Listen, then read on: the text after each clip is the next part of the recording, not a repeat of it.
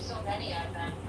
And yeah, I guess I think like I The problem is planes do it has no stopping power. It's fine for target practice, but the actual reason you would carry a weapon on you like that for safety, it doesn't provide you that. It's okay for murdering someone if you literally walk up top of the head with it. But as far as like stopping power for somebody to have a rifle or something, it's not going to stop them. understand. Okay, thank you for the discussion because it is. I'm trying to get myself more and more comfortable with something that folks. 38, a small 38 would do it for sure. Okay. Thank you. I have a. That would be to get a real pocket size, like a lady's version of the 38 or something, and they go.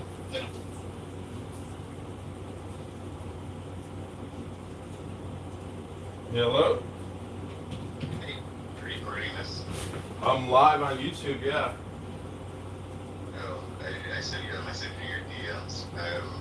I'm here in his crew are combing through, trying to find dirt on Zionists, just so you know.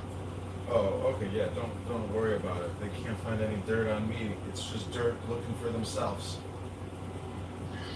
Okay. And also, how do you say? I mean, also, you probably is gonna. It's also because he's been very vigilant.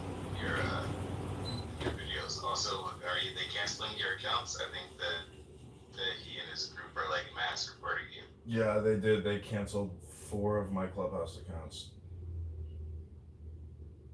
Yeah, I just wanted to let you know because I didn't know he was posting some of your recordings that he had combed through and like clipped up. Okay, cool. Good for him. I mean, I'm wasting his time, and that's exactly what I want to do. I appreciate it. No problem. Talk to you later. Okay, talk to you soon, bye. And I may not be the most responsible, meaning I haven't practiced enough to like I certainly won't have it on the person till I get comfortable. But yeah, I think that people need to have it. Especially women. Can I tell you about a thing that really conflicted to it was just really scary. And people don't do this thing when I propose to stuff, it's like carrying or whatever, or having something like that. It's really on the person in your mind. And I was living in my home, and I had 2 members with me, and it lasted long for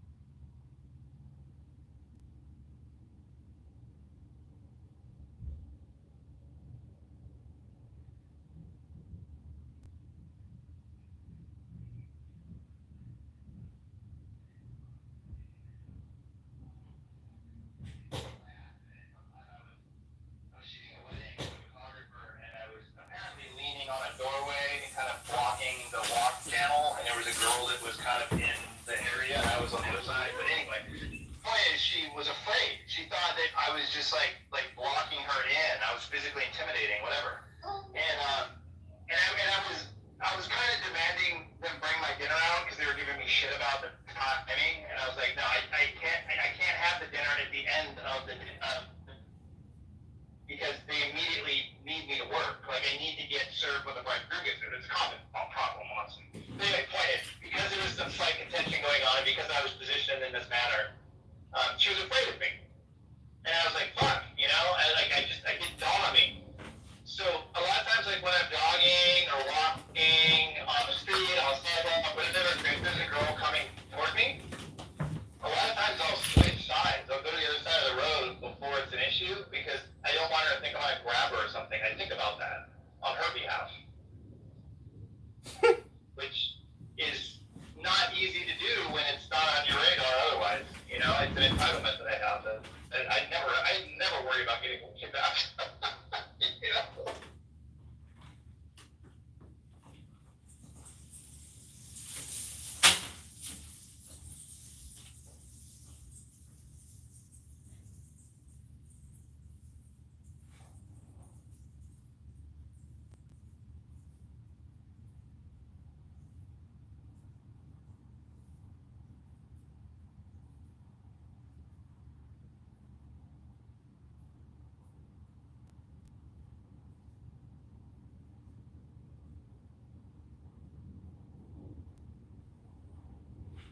It also are you guys still listening? Am I still heard? I know it's quiet here for a reason.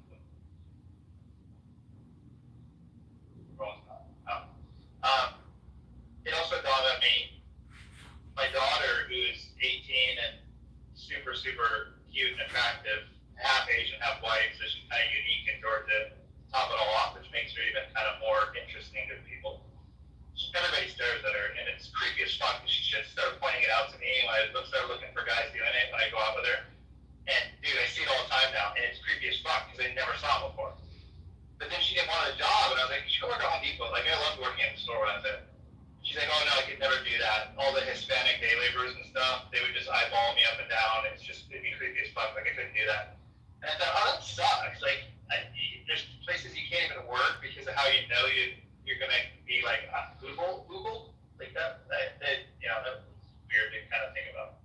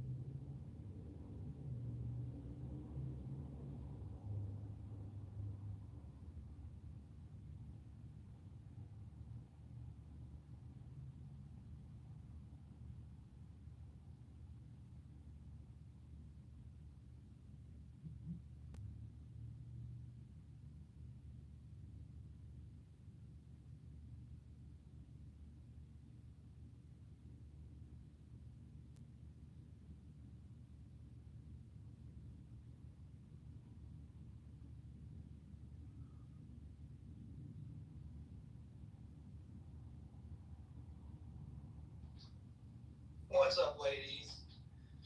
I love Mike Moon. I so appreciate him. I don't agree with him, but man, I enjoy listening to him.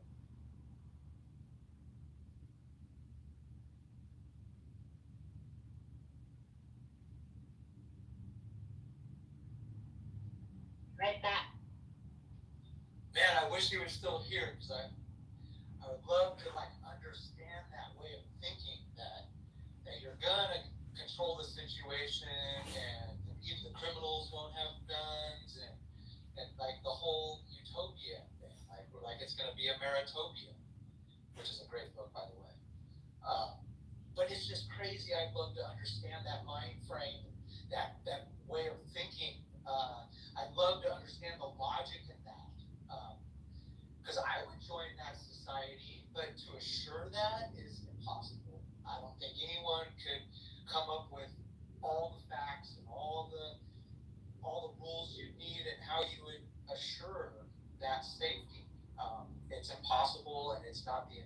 it's not the job of the government.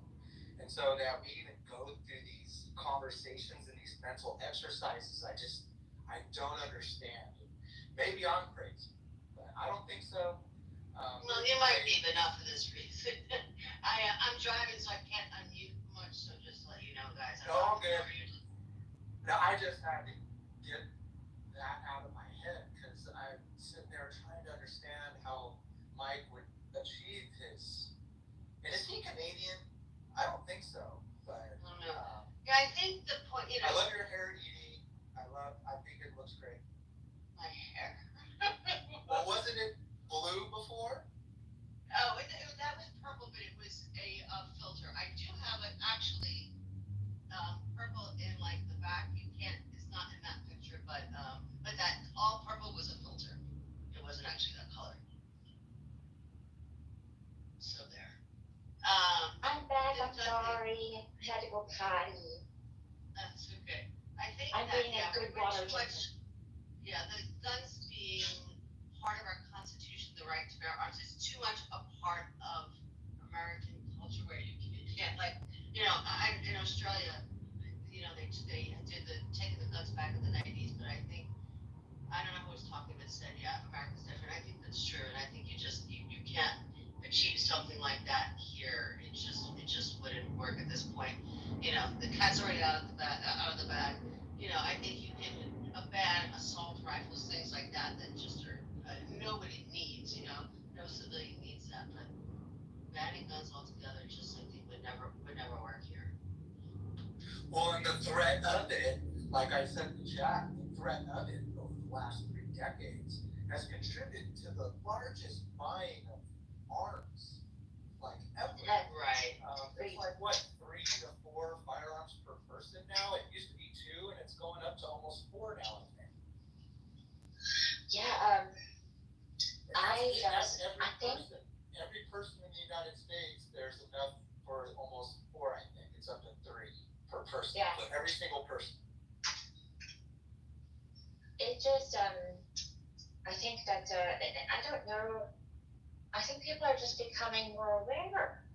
They're becoming more aware of the threats in their neighborhood. Like for example, okay, what I mean by aware is, when I was a little girl, there were a lot of predators around that the parents were absolutely oblivious, unfortunately. And because we grew up, I'm a Gen X, and because we grew up and now are no longer ashamed, or whether they have been tampered with or not, they know someone who has been, and they're like, that's ridiculous. And especially to the extent, even if it's just like 1 in, I don't know, 20 or something, but the ridiculousness that it's 1 in 4. And there's probably even more than that because of generous statistics. Let's just say, because I don't trust statistics. Anyway, I think people are becoming more aware now that there are dangers. There are more dangers. Like there never was a thing called you could keep your push door unlocked and everything would be fine, because the people who counter that, they're frankly they're no longer here to state otherwise, or they're too afraid to speak because I just feel that like shame of being as a civilian, I don't have enough training I don't think that for me to feel as confident that world having that ever really control existed. in my hands. Kind of like the That's nonsense on of me, that's not on anybody else except me, thinking because that I have to go to the the president of the United States would be Exactly. okay and it's safe driving in a convertible down a road in Dallas. Yeah, because how Like can I get that is comfortable? just unthought of. Like anybody would do that. Are you And at the serious? same Like, time, it's like, yeah, like it's one fine. guy I was drinking with But a lot of people. we have learned, And I'm like, right? damn it, like I still have a fucking So now that scar we know on my better. thumb because it has so much Okay, kickback. so And I'm like, that's know not that funny. The reason I'm gay one is because reassured him. I'm a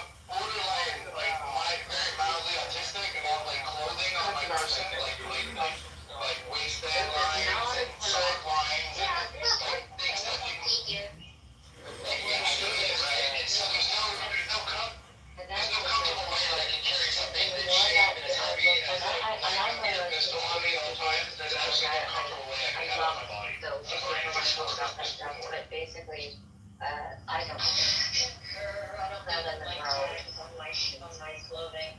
I got some of that. It's a really weird reason, right? But it's like, it's just true. It's like, I mean, you have to have it in your pocket, which would never work for me. You have to have it strapped around your leg, absolutely not. Like, it just wouldn't work. If we had to give them a tournament, Well, that's why I was convenient for 22, and I saw like so many of them. And so, you know, I just, I But the reason do that has no stopping power. It's fine for target practice, but the actual reason you would carry a weapon on you like that for safety, it doesn't provide you that. It's okay for murdering someone if you, like, if you literally walk up on it, but as far as, like, stopping power for somebody that had a rifle or something, it's not gonna stop them. explain the logic and the rationale. thank you for the discussion as it is. Hear someone explain. I'm just trying to get myself more comfortable with something that folks. There is no. 38, a small 38 would do it, for sure. Thank you. And more than like. That would be, if you get a real pocket, like a lady version of the 38 or something, and they go, The hardest thing to fight is an idea. And when people are so, frankly, when they've been, are you recording it's this? just the more I Oh, learn live how on YouTube, complicated yeah. it is, and how the familiarity is so much there, that they don't. Oh, hang on. Trying to find dirt on Zionists, just so you know.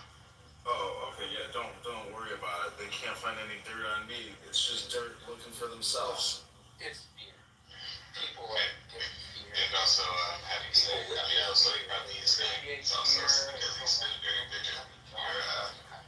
Your videos also, they canceling your accounts. I think that he and his group are like mass reporting you. Yeah, they did. They canceled 4 of my Clubhouse accounts. I just wanted to let you know, because I didn't know he was posting some of your recordings that he had cold or had clipped up. Okay, cool. Good for him. I mean, you know, he's like, I'm wasting his time, and that's exactly what I want to do. I appreciate it.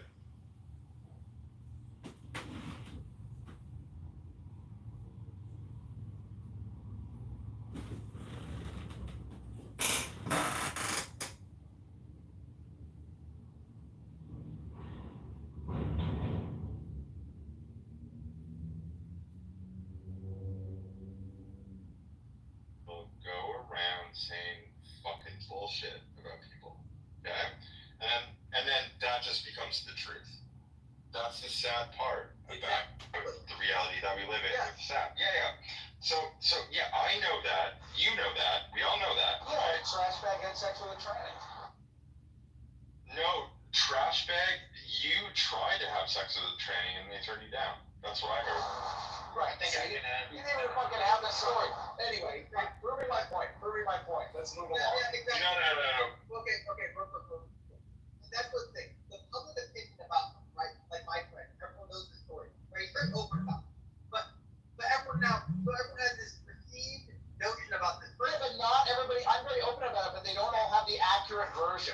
They don't have the accurate version. That's right. But my point is that when you say something publicly on a public stage, not privately, right? So let's say you had an issue that I stalked someone, and you came to me privately, much different. That didn't happen.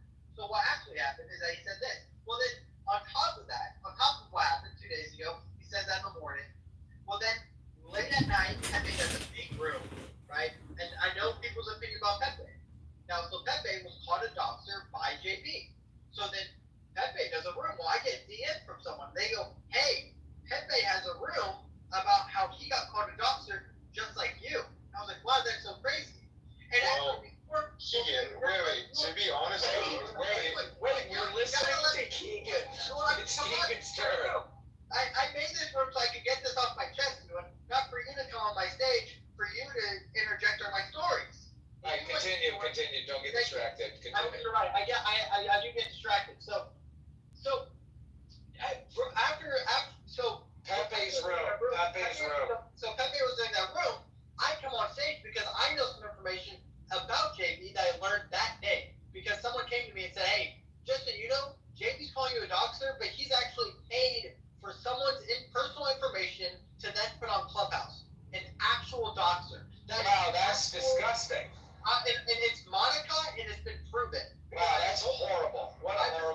garbage. I've had multiple people come to me and tell me the story about how JD paid for Monica's information, and then guess what? Doxed that information that he paid for to a personal friend of hers. Very, very sad story, but also disgusting, deplorable person to do that. So I go to Pepe's room and I say, Pepe, can I come on stage? Pepe said, yes, sir. I come on stage and I had only 5 minutes because I do not go on Clubhouse during nighttime. But I said, I got the DM. You know what? This is happening to me. I said, Pepe, it's funny that he's calling you a doctor. He's doing the same thing to me with no information. And actually, I have information about how he's doxed Monica. And then, so that was said, and then I left because I didn't have time to stay. But I wanted to be said, especially in a room that had replays on, so that people could listen back and go, all right, now we know this about JD. Because guess what? It's credible. I have multiple people who's willing to say this, and they're like, hey, I'm willing to say it on stage. I don't know where they are right now, but multiple people can collaborate with me and say, yes, this happened. So that happened. This would be a great time for you to respond. So then that happens, and then today, this morning, JD said, there's an individual in this room who just came on. I don't know why he's in my room, because he called me a doxer. He said, you can either leave or I'm going to kick you out, and I don't want you in my spaces anymore. And I thought, wow, that's really interesting. I'm not here for you. I'm here for your room, right? I'm not.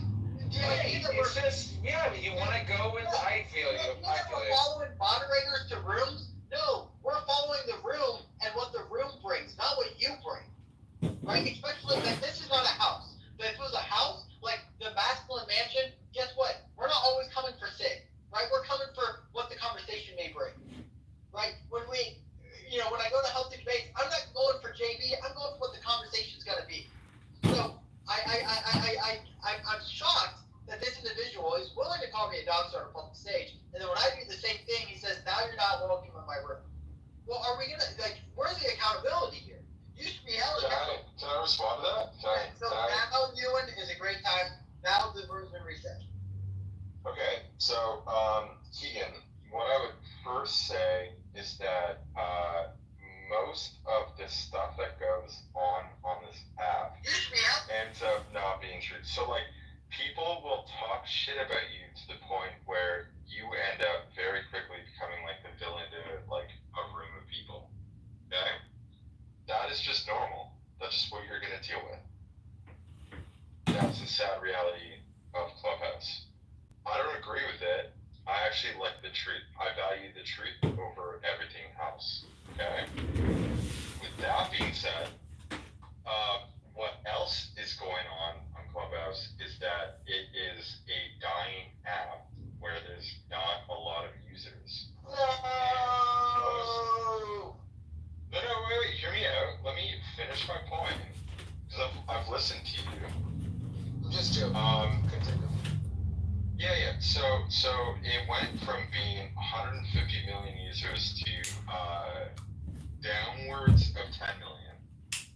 And I would say that most of those active users are probably from India or some place like that. So our people that are European or North American are looking at Clubhouse and saying, hey, there's not that much going on. So that's part of the reality.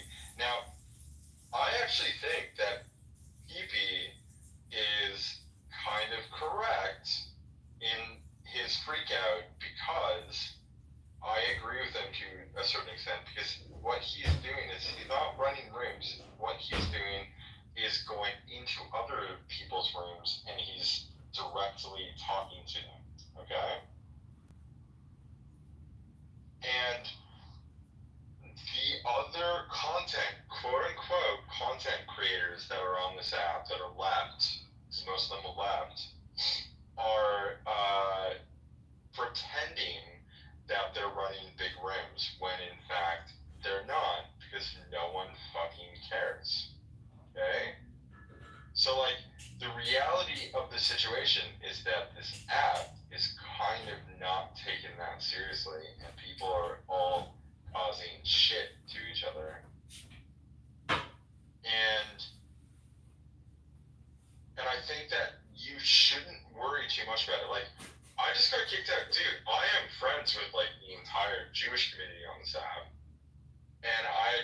like a Jewish person like kicked me down to the audience because they were upset with me because they misunderstood what I said in another room, talking about the amount of child brides going on in the Middle East, right? Well, that particular Jewish person is a little heavy-handed with the gulag button, but he's still a good guy. Yeah, no, of course, and it's fine, right? So I don't care that much. I don't even take it personally. I don't care. Ian, you have to understand that you, with what you believe in, with, however you want to approach the world and speak out about what your beliefs are going to be attacked by people in this app heavy-handedly. And I'm sorry that you have to deal with that. That's just like the reality of it. But I mean, dude, I just literally spoke on behalf of like the victims of like underage sexual assault and got into a fight with someone. So like, yeah, you're gonna have to deal with it. People have weird fucking ideas here, man.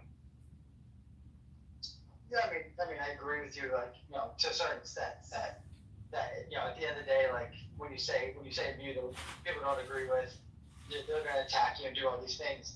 But my point is that, again, like with these rooms, that you're absolutely right. Like, who cares if your room has 50 people, because that's now a large room on Clubhouse. When you're right, like season 1, season 2 of Clubhouse, a room with 50 people was a small room, right? It used to be a room with 250 people, 300 people was like your average room size, and now it's much different. So I agree with you to a certain extent, but my point is that there's a lot of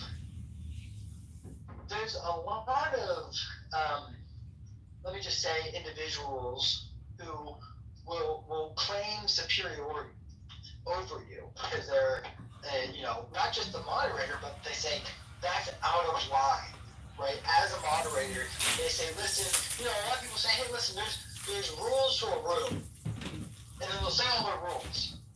Well, then people break the rules, and guess what? Nothing happens, right? They say, well, that guy's different. We hold that guy differently, or even as a moderator, I'm going to break my own rules. So it's like these standards. It really just does not make sense to me. Like, it's the double standards, it's the hypocrisy. It's like, again, I don't mind that you don't like my views, and I agree with you. Like, if people are just kicking me down and kicking me out of rooms because of my views, I'd be like, I'd be annoyed. I'd be like, all right, whatever. But people are kicking me down for things that they do, and then they're claiming, and they're creating. No, but that's what they're kicking you out for, dude. That's like the actual abject reality. They're kicking you out for your views. Well, yes, but they're using false information and defamation upon me on why they're kicking. Like, they're saying, well, Keegan's a doxer, he's not allowed in my room. Well, I'm not a doxer, so now people are going to go around going, oh, Keegan's a doxer. No, I mean, I heard that whole back and forth. It sounded like you were just like caught in the fucking crossfire of it. To me, I don't care about that.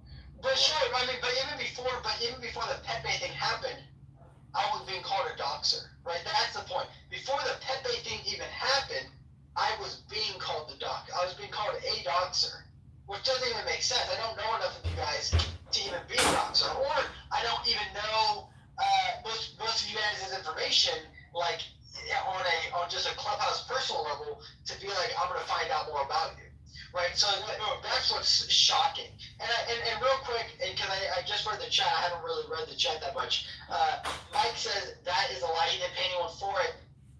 Sure. If he wants to claim that he didn't pay, again, I've had most people say he paid for it, but if he wants to make the claim that he didn't pay for it, he's still doxed her. That's the point, is that he's a doxer, and that he's calling me out for being a doxer.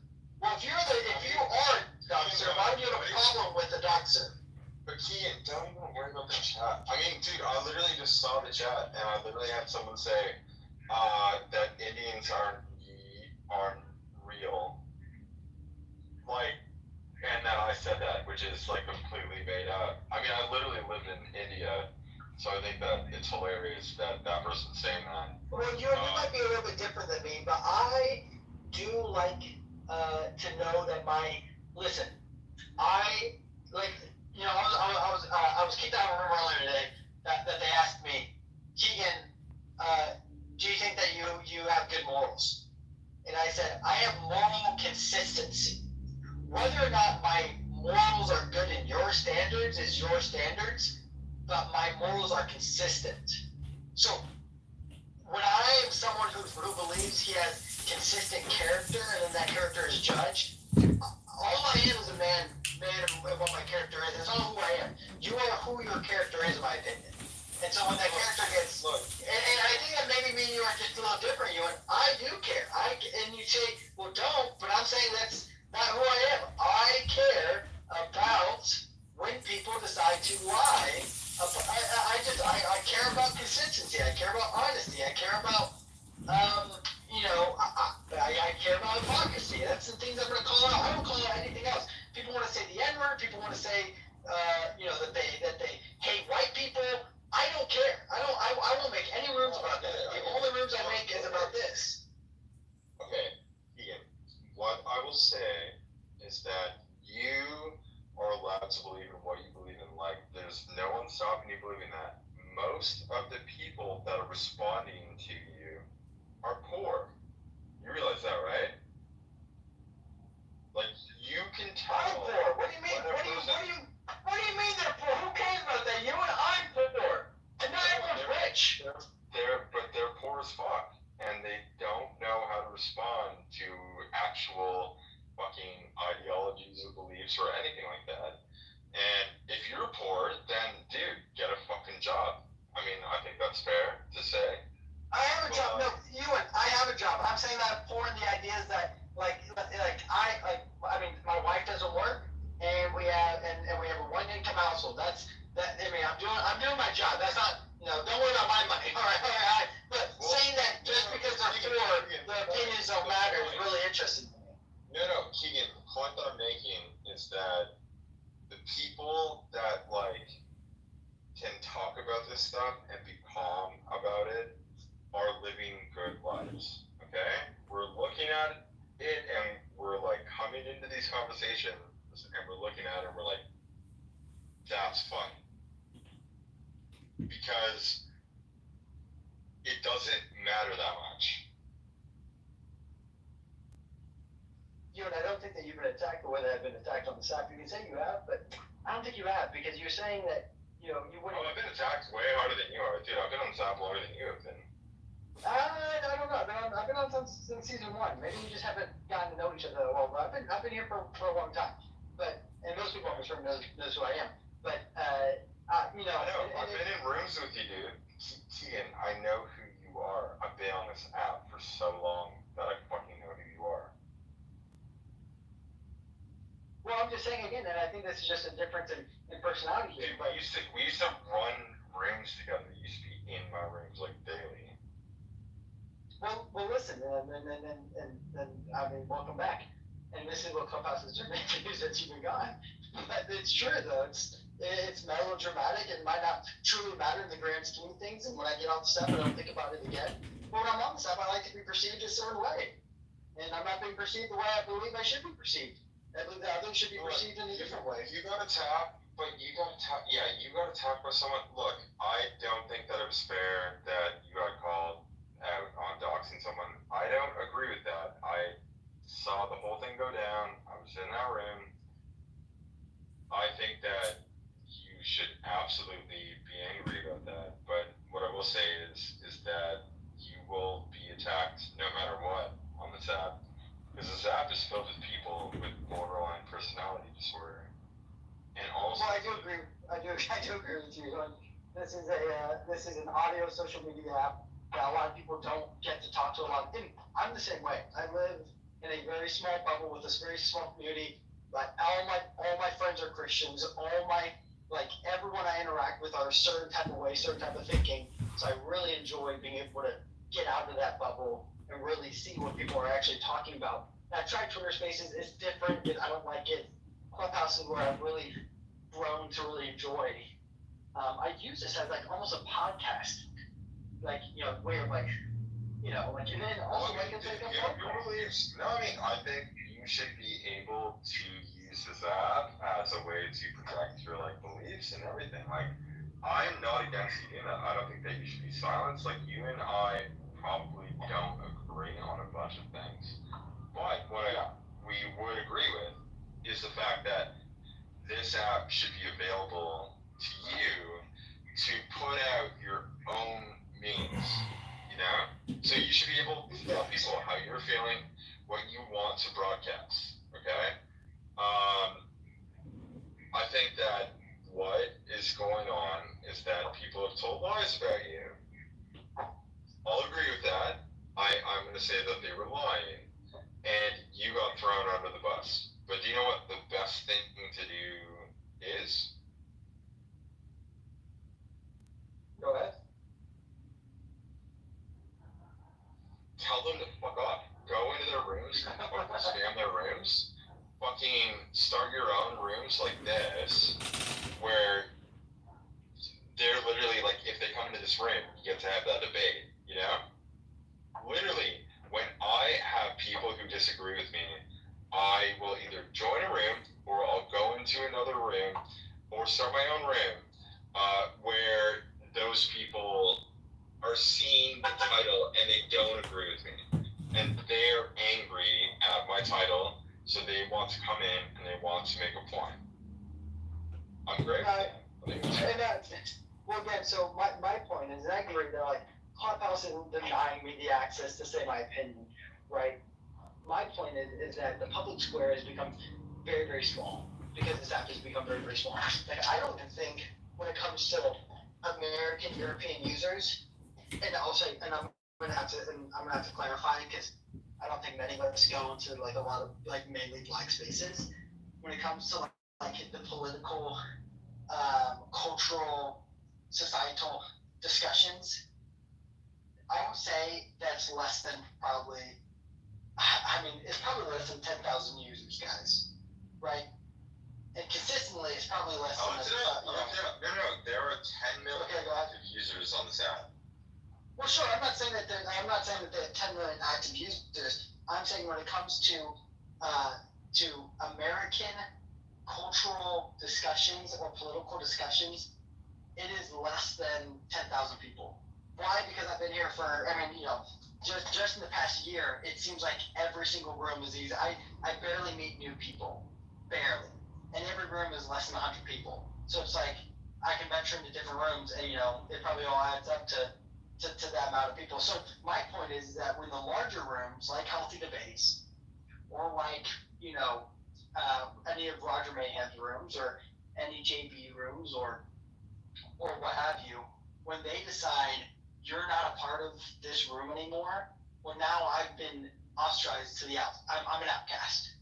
And even just to listen, not even to talk, right? Like, even to listen. I was in JB's room and he said, "Why would you want to be in my room now?"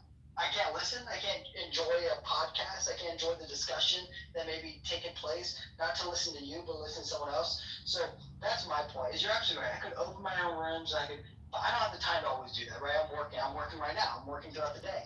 And so my point is that like these people who get to conduct and pretty much control what other people are going to listen to and consume will then create outcasts and say you're not a part of it, right? They've done it to Diogenes before. I know that you don't like Diogenes, but like they do it to Diogenes. They do it to they've done it to me. They've done it to a lot of people. I bet they've done it to you, Ewan. Where it's just like for some reason. Where John Kitover is such a good example. And John, I used to have a lot of issues with John. And I realized, you know what? Clubhouse records every room. John recorded every room. It's the same thing. Who cares? I used to kick John out because I'm like, John records every room. But then I read terms and conditions. We were recording every single room. It doesn't even matter. So, but yeah, so, I find it just, again, we're allowing pretty much like dictatorship. And then these people will say the reason why you're not a part of our clique, the reason why you're not part of the public square is because of something that I also do.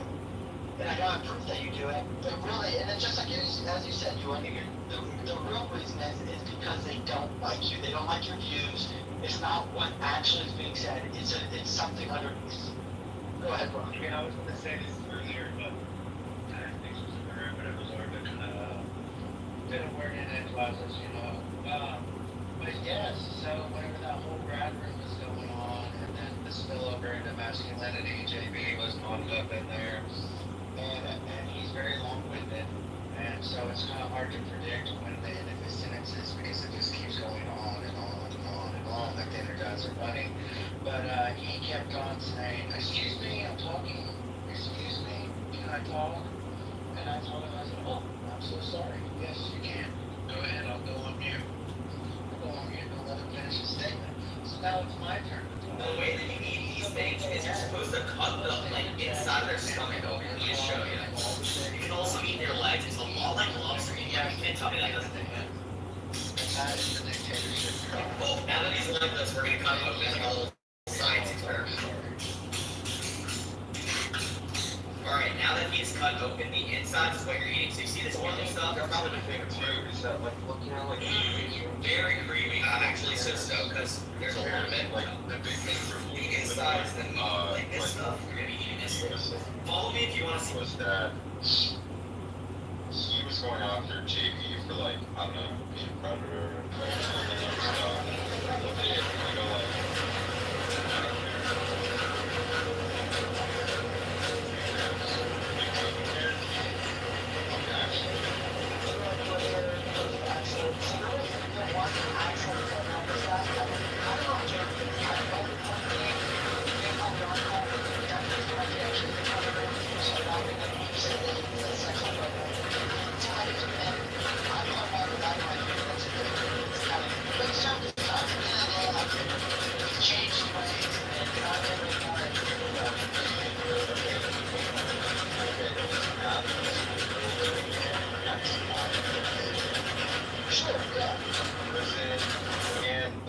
You know, like constantly. Wait, let me like dude, my first year This long on cutie staff, drinking water from its owner's hand is actually a baby lavender albino white-sided king snake, also called a Florida snake. These snakes are mainly found in Florida, USA. They eat poisonous snakes for dinner and are immune to snake venom themselves. Grown-up king snakes usually get to be between 1.1 and 1.6 meters long. Normally, they have a brownish-black base color with white patterns. But thanks to people breeding them in captivity, they've become popular pet snakes now. Their chill personality and ability to adapt easily make them a big hit with reptile fans. Here's the cool part. Since regular king snakes naturally have black, white, and red, breeders have managed to create all sorts of weird, wonderful color combos. Real people who I've like gotten to actually know in person in real life, right? Like that's actually happened.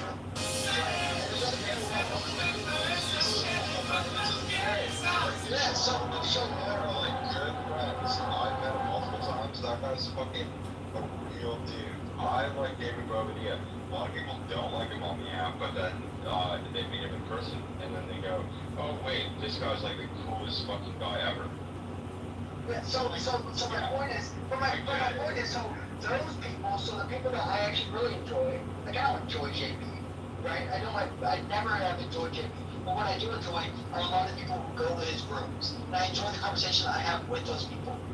Now, those people aren't going to just come and venture into my room all the time. If I created a room, again, I can't do it every day. Sometimes, again, I treat this like a podcast. I just like to listen.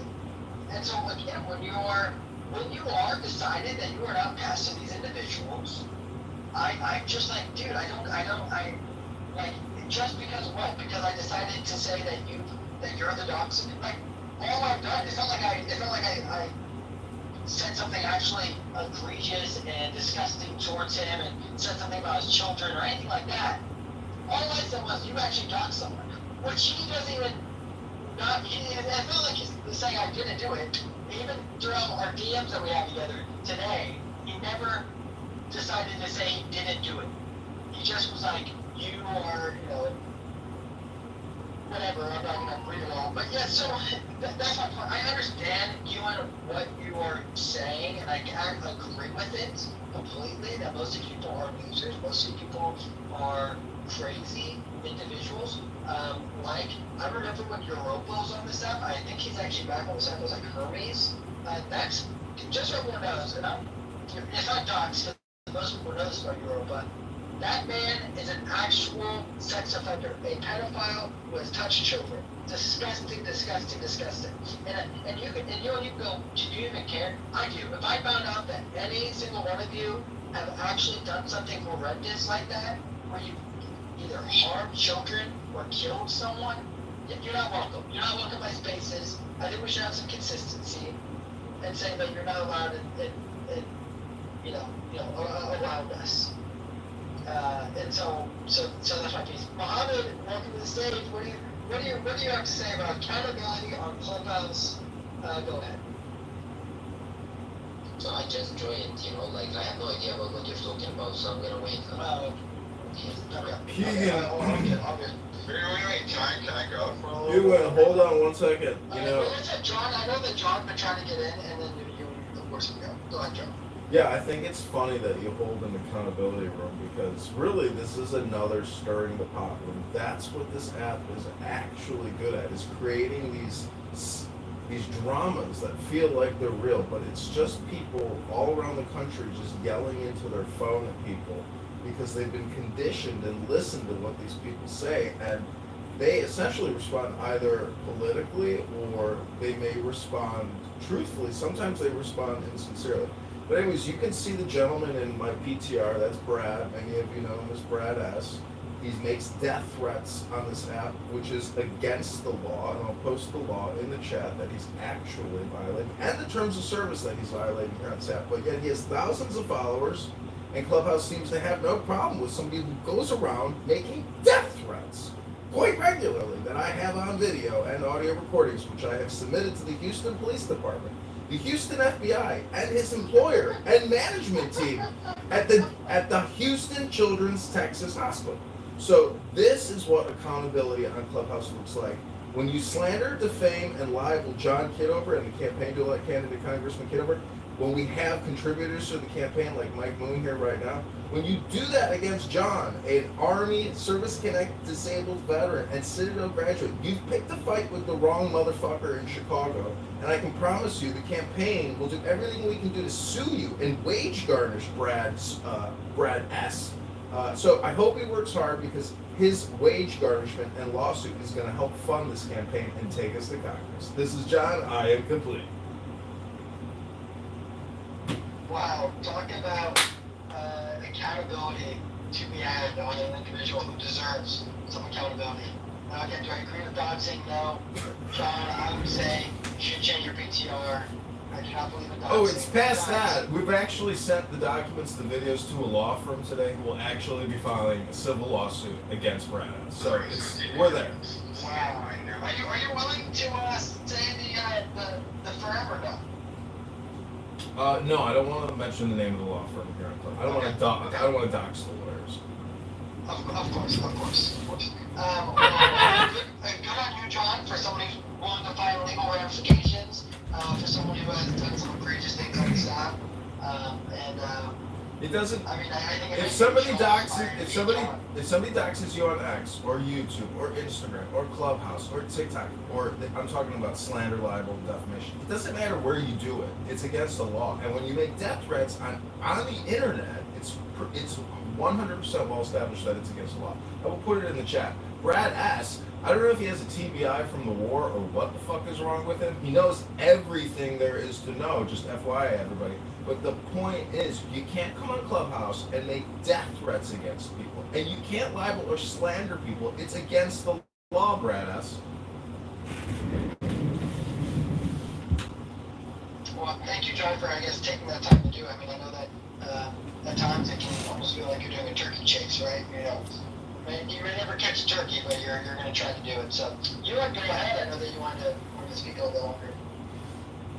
Honestly, I lost my entire mind. Well, it's great. I mean, listen, John does make a true point, which is that whether I'm doing this in a truthful way, which I believe I am, and I believe I'm doing this in a sincere way, because I actually feel an emotional connection to this. This is the pure emotion here that you guys are listening to. This is potentially a triggering room, of course. I knew what was going to go on if I did a room like this, but I thought it was needed to be done. Now, do I think that it's gonna trigger a lot of individuals. I hope not. I hope that there's not a lot of rooms afterwards. It's not my goal here. Again, my goal is not for clout. My goal is for consistency.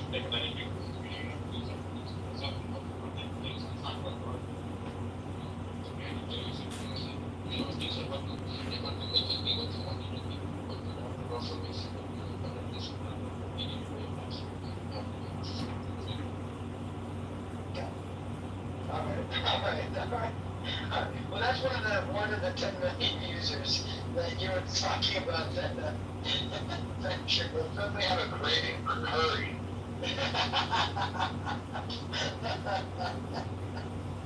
Oh man, that was good. That's a good. John, was that one of your accounts that came in the year that you? No, that wasn't me. Well, I don't know. You weren't speaking, so I guess I'll take your word for it. But No, but we do have an anonymous account, and I also reached out to Roger Mayhem today. I emailed him because at 1:00, the campaign to elect candidate Kitover, we have job applicants from Craigslist who are petition circulators that want to come on Clubhouse. They're going to receive their training through Clubhouse, and they're going to print the PDFs for the petitions and start gathering signatures. Clubhouse, thanks to Mike Moon and Jay Braska is our biggest contributor. We will be getting signatures and funding it all through Clubhouse. So I want to thank everybody here on Clubhouse who's helping us get signatures. go ahead, BB. Okay, so I love Edmund. We all known Edmund for a very long time. A very, very, very long time. But Edmund, I'm sorry, it doesn't mean you can go around and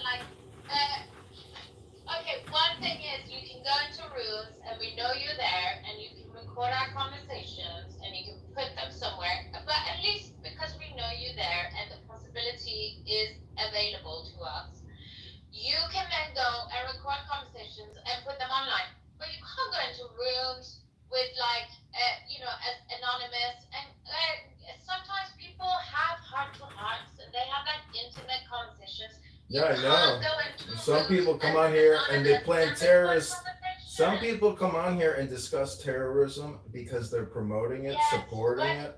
Yes, but most people, a lot of people don't. Okay, so if I'm in a room having a conversation with Beamer or with Seamus and we talking about, I haven't listened to your voice in quite a long time. So what are you concerned about? You think I'm every anonymous on this fucking app, lady?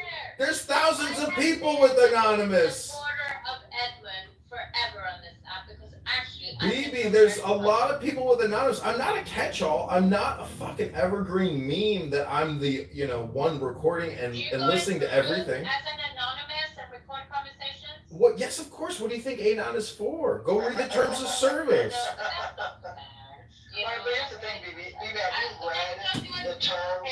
BB, have you read the terms and conditions of Clubhouse? They own all the recordings. I just feel so that isn't that like colonizing, or isn't that like a hostile takeover, or isn't? It's not 1665. I'm on my fucking cell phone in my office, lady. You can use your cell phones how you want to use your cell phones. I'll use my cell phones in my office, in my house, how I want to use my cell phones. Okay? Stop telling me how to use my fucking cell phone, BB. I'm just saying, it's just not very neighborly. I feel obligated to say the obvious, which is don't have intimate conversations on fucking Clubhouse. That is the most retarded thing ever. You want to be protected. You want to be protected from intimate conversations on Clubhouse. Holy shit! Well, also, BB, why don't you just do a private room if you're and invite the people you want to hear? Sometimes you come in, you don't even think about it, and then it's like, But again, that's on you then. That's not on anyone else but I you. didn't say anything. I don't care. And also, I'm saying this, but it's not John. It's Edmund. Because also, Edmund, one day you're gonna fucking get somebody's gonna slap some kind of a lawsuit on you, and nobody wants to see that because I think most people on this app, especially us old timers. No, Mike, I don't give a fuck about you. By the way, you can fuck off. I don't give a fuck. But with Edmund, it's like,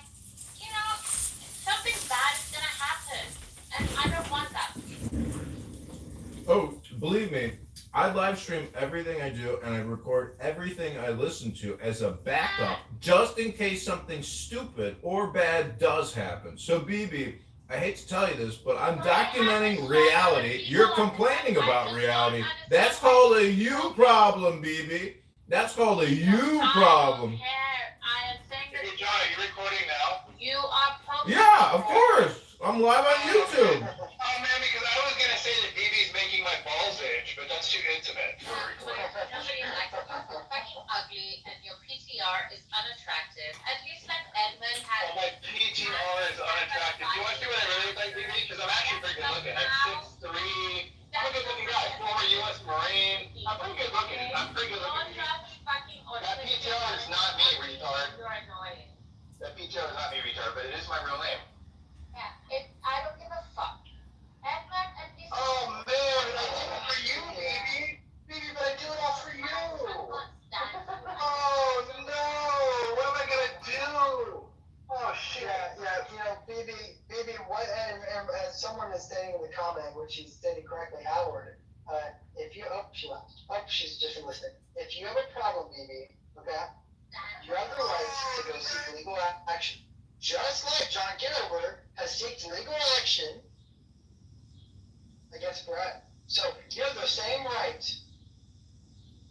And every time Brad's mentioned, I feel obligated to say that I personally sat in a room with about 30 people when he told the man that he knows where he lives, he's going to drive to his house, he's going to rape his wife. I just feel obligated to say that that man said that. He didn't threaten his life, but John's heard him threaten lives. So either way, that is one despicable human being. Well, and John, I hope I'm not involved in your lawsuit, because he has threatened my life, but I do hope I'm not involved.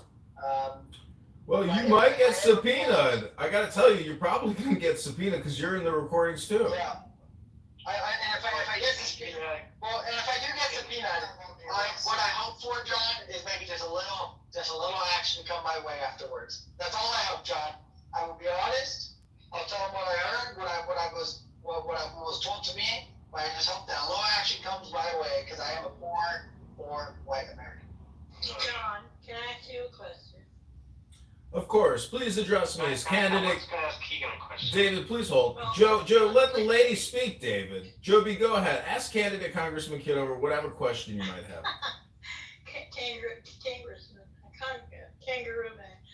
Congressman, I'm sorry, respectfully.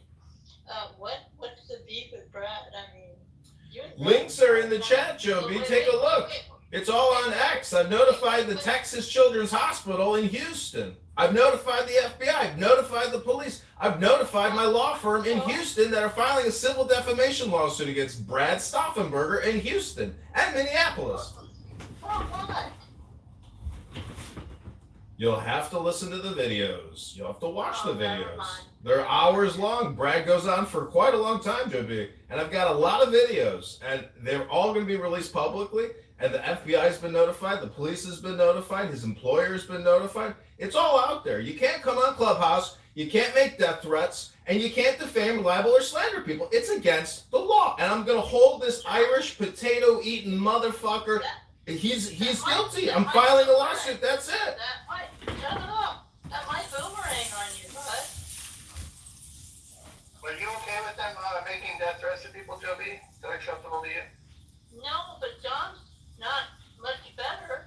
Nobody, I mean, there's death threats and there's not death threats. Are you gonna let me finish, or you're gonna just keep interrupting? So John's no better than Brad, really.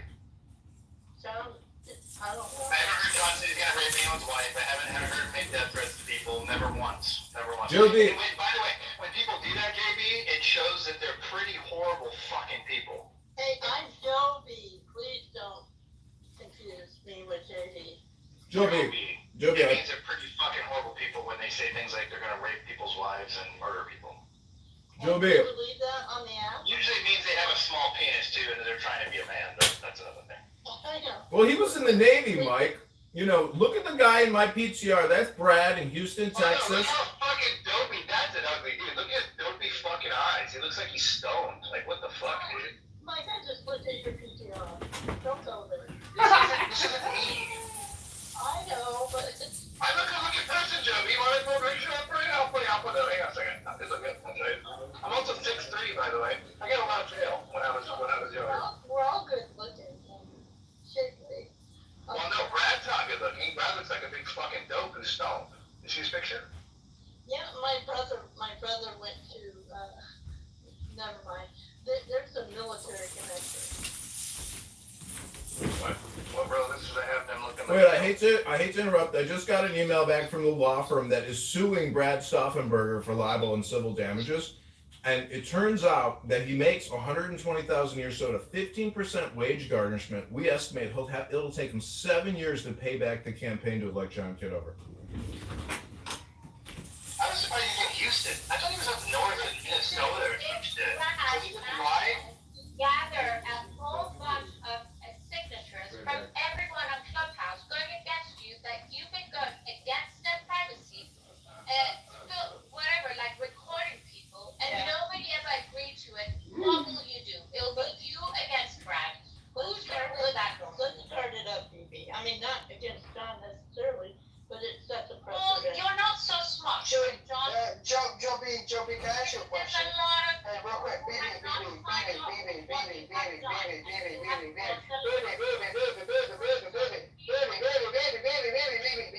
Joby, can I ask you those hooker stockings on your PTR? Joby, can I ask you a question? I do have some pictures if you wanna see how hot. Because you Oh, are. I'm curious. Trust me, I totally believe it. No, So, but Joby, Edmund, hey, calm down. What are you doing? Stop. What are you doing? You're coming on my stage and you won't shut up. Like 2 seconds, bro. So, Joby, you're friends with Brad S. Joby, what do you think of Brad? Not once, but now twice claiming stolen valor onto actual men who served in our military. What do you think about that? I think this is a public open app and anything goes until someone gets sued. And if you want to be the first to set a precedent, go for it. But I agree with BB. If you don't like something, get a petition going that will get legislators involved, period. But, Joby, you didn't answer my question. Do you think that that's a good man who's claimed stolen valor of 2 different individuals, and then those claims are proven to be untrue? I have not seen the proof. I have seen opposite of proof against it. I've seen proof that he is telling the truth through my brother, who is Scooby-Doo on this app and who worked with him. I didn't say he didn't serve in the gay Navy. I just said that he was accusing other people of stolen valor. We're not saying that he didn't serve, Joby. We're saying that he's claimed that John Kitover did not serve, and then he also claimed that Diogenes did not serve. Hey, Keegan, I could claim that, but on an open app like this, I'm gonna win in court. Just not gonna. That's not what I'm asking. I'm asking you, do you think that that's a good man who would claim stolen valor? I'm not his judge, nor are you, Keegan. You are a judge, though, of human integrity, are you not? You can feel okay to judge a man that says he's gonna rape people's wives and murder people. It's okay to judge, Joby. You don't need a committee for that, Joby. I don't have to like him. I do like him because I know him through my brother. Okay. Okay, but Joby, you're not Joby. Baby, you know what, baby? This is what I'm gonna do with you, okay? I don't really know you that well, and you're God, okay? You're making this room about you and John Kitover's fight. That's not what the room is. You want to take accountability. She's gone. People who aren't taking accountability are going to be gone. They're going to be shut away. We're done with these people. Keegan, let's point out that Howard down there with his fake ass PTR, whatever the hell he looks like, he put in the chat that if somebody has a problem with John Kitover legally, they have the right to sue him. That's me. Yes. So what I'm telling you is when I have a problem with you and I feel you've infringed upon my rights and you've broken the law, I have the right to redress that and sue you. So it goes both ways. And if anybody here wants to sue me for recording them talking their stupid shit on Clownhouse and putting it on YouTube, feel free to send a lawsuit and I'll countersue you. So have fun with all your lawsuits, everybody. But it's so, and I appreciate John, and yes, absolutely. If you have a problem, but Joby said I cannot. That's not my place. But my point is, it's really interesting when you ask these people who are good friends with these individuals, and you say, hey, listen, this individual has done this thing over and over again, right? And they say, well, that's not my place to judge. Well, do you go through your whole life and it doesn't matter what people do? And you just go, no, it's not my place to, like, no, we are a judge of integrity and a judge of character every single day. That's how we conduct ourselves. So why are we conducting ourselves completely differently on a Clubhouse app? If someone in my personal life went to 2 different military men and said, you're committing stolen valor, and it was proven wrong, I would say that that man is deplorable. That man is a liar. That man is deceitful. And I would not trust that man. And then on top of that, if that man said that he was going to go to someone's wife, or go to someone's house and rape their wife, or go to my house and kill me and have sex with my wife, I would claim that that man's crazy and deranged and a psychopath.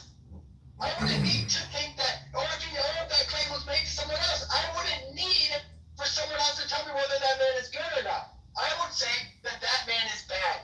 And the idea that we can't have a judgment based off of, again, integrity and character, then what do you do every day? You're a blob of skin and bones and blood.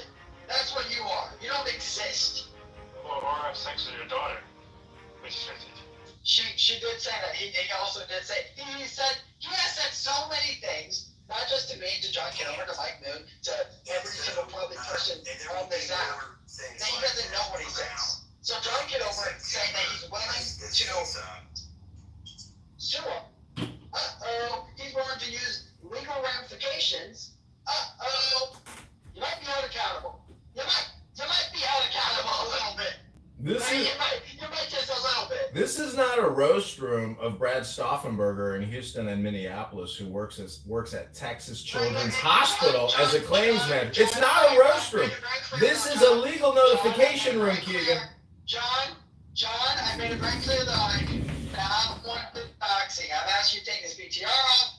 Do not say his full name. I do not want doxing. I do not believe in doxing. I do not dox individuals. I do not believe in doxing. Oh, I'm not doxing him. I'm publicly putting him on legal notice. He has received public legal notification now, Keegan. This is how he's been served. So I want to thank you in helping me achieve accountability here on Clubhouse. This is candidate Congressman John Kitover for the 16th District in Illinois, running against the rhinoceros vaccinologist and $20 trillion super debt creator, Darren the Hood Rat LaHood.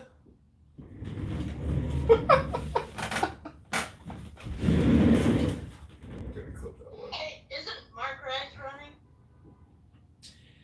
Hey, go get your denture paste and make sure to put them back in, because I couldn't hear what you said. Hey, fuck you, asshole, but isn't LaHood or Mark Rice running? Ain't this my app? I don't know. Why don't you Google that? Let me Google that for you. Joe B, take your education policies. I looked you up on your website. You told me to look you up. You're not on that website. There's a bunch of other executives. You don't exist on that website, Joe B. Congratulations. Hey, Poopy Head, I work for Robert Inlow. I have a contract. Not showing you my contract, dummy.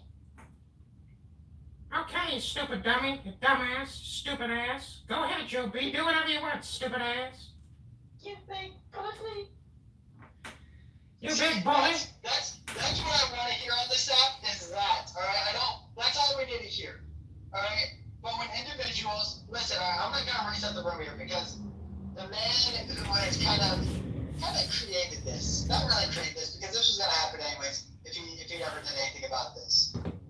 All right, here's a little reset for everyone who was not here. Last week, I was called a doxer. Don't know why, but randomly JB said, here comes Keegan, he's a young guy, he's a troll, but hey, listen, he's got a good head on his shoulders. But he's a troll and he's a doxer, he needs to fix that about himself. Other than that, he's a good guy. Right? I have a random stranger telling me I'm a good guy, but I got some stuff to fix. I'm a doxer and I'm a troll. And I thought, I'm gonna let that slide down my back, I don't care. Then he makes a claim 2 days ago, again, the same claim. Here comes Keegan, he's young, he's a troll, he's a doxer, but he's a good guy. And I thought, I'm not a doxer, what is he talking about? So then I decided to say, hey, I'm not a doxer, what are you talking about? And he moved on, he never said a word about it. He actually muted up, didn't say a word to that, someone interjected, and then the conversation continued on. So then I was like, man, that's really interesting. Why is he saying that about me in a public room in front of a lot of people? you a doxer when he's doxed Monica. When he got Monica's information and doxed her. Now, I was told he paid for it. Supposedly, he didn't pay for it. Which I guess it doesn't matter if he paid or not paid. He still doxed an individual. He still reached out to someone to find out personal information about that person and then doxed them. I don't like that idea. I don't like that one bit. So then I heard that Pepe, I got DM saying, hey, Pepe's in the room. JB called him a doxer. And JB's going around saying a lot of things about him. And I thought, that's so interesting. He's going after Pepe, and he's going after me. That's so interesting because I'm going to be honest. This is stirring the hated pot. on this app.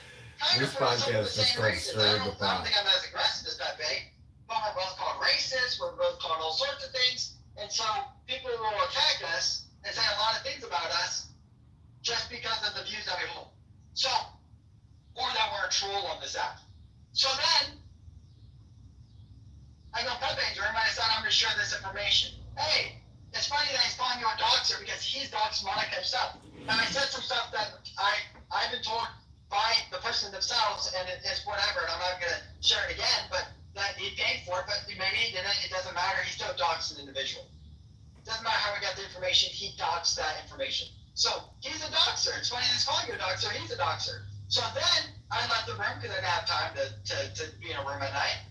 And the next day, or 2 days later, this morning, I go on the stage and I go in his room and he goes, there's a guy in this room who has called me a doxer. I don't know why you would want to be in my room. I don't know why you would want to listen to this conversation if I'm such a horrible person. He said, so either get out or I'm going to kick you out. And he said, let's do this privately.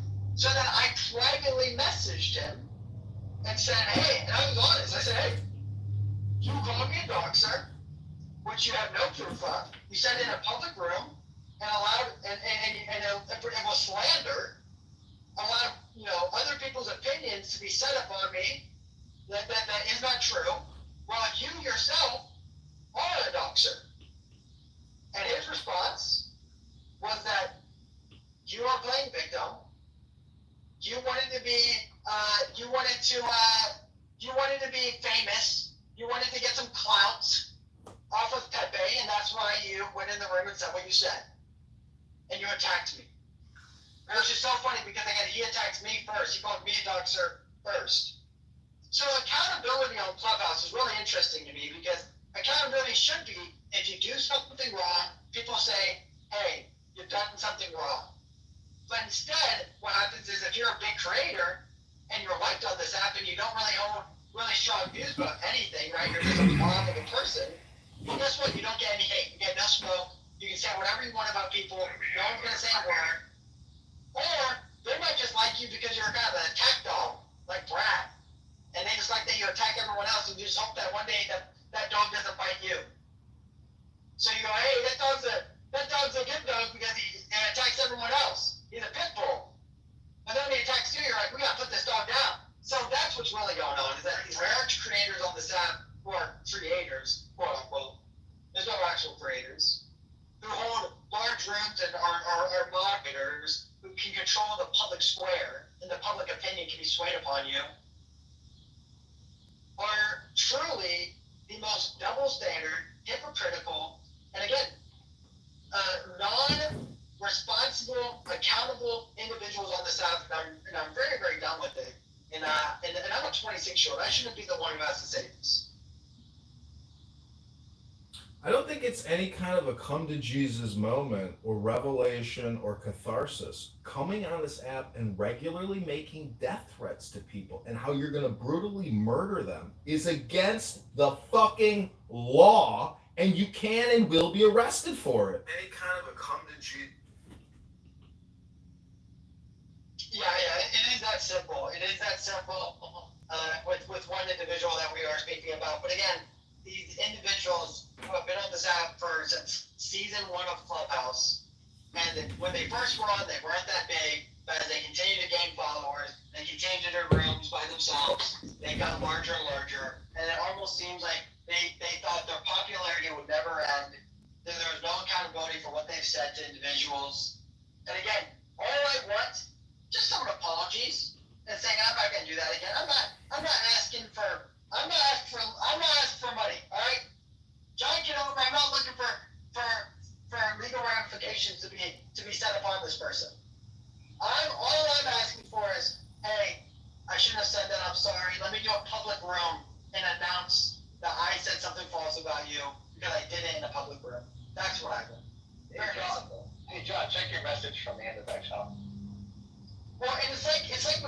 CNN does a article on someone, right? And they're completely wrong, and they're proven wrong, and then they have to resubmit an article. And guess what they do? The first article is a massive tweet. They do a bunch of coverage on it, and it gets a bunch of people to listen to it. Then when they say, "Hey, we've lied," guess what they do? They do a tweet. They release one small little article on their website. Nothing is done. So it's really interesting that when people say, "Well, what are you trying to gain from this, Keegan? What are you going to get from this?" I say, "I just want a public apology because they publicly denounced my name." Wait, That's all it was. Keegan, I just want to let everybody know that I hope you don't think you're being manipulated in the audience or anybody else here on the stage emotionally. Because I want to let you know, this has nothing to do with emotions or feelings. This has everything to do with the letter of the law. When you come on a social audio chat app and you make regular death threats to murder, slaughter, and kill people in detail for hours, and people record you doing it, it is against the law. The FBI and the local police in Houston and in Minneapolis will arrest you for making death threats and going into detail about how you will murder people. You cannot do that. And I gotta tell you, the person in my PTR who works at Houston's Texas Children's Hospital, who's about to get served with a libel and slander lawsuit. John, this is my last warning on you. Okay, I can't make you change your PTR, but I can try to moderate you a little bit. You cannot say his full name and where he works. I know it's public information now, but that individual did not share that on this app. I don't know, if I'm with it. So. I'm just trying to clarify the letter of the law here for people in the audience and all the Anon accounts who might be wondering what I'm talking about and who I'm talking about and when and where and why and how. It's all here on Clubhouse, ladies and gentlemen. It's all recorded. It's all put on 13 YouTubes, 2 Clubhouses, 5 X accounts, 3 Instagrams. It's all on the internet for all of you to go find and see. And the FBI and the Houston Police Department have the exact clips that they need. So fuck around, find out. Stop making death threats on this app and stop libeling and slandering the campaign to elect candidate Congressman John Kitover. Go to johnforcongress.com. I would like to say, John Kitover, if your lawsuit, after you win your lawsuit, I would probably like the name of that firm, because it seems like maybe I'm due for some money. The number one rule of lawfare is never dox your lawyers. Never waste their time when they're busy trying to do a service process on the gentleman in my PTR and deliver him the lawsuit. Service process. That's a real thing. Like, we're joking about it, but man, free speech extends all the way to one point, to when you start telling people you're going to drive to their house and kill them. That's a real fucking problem.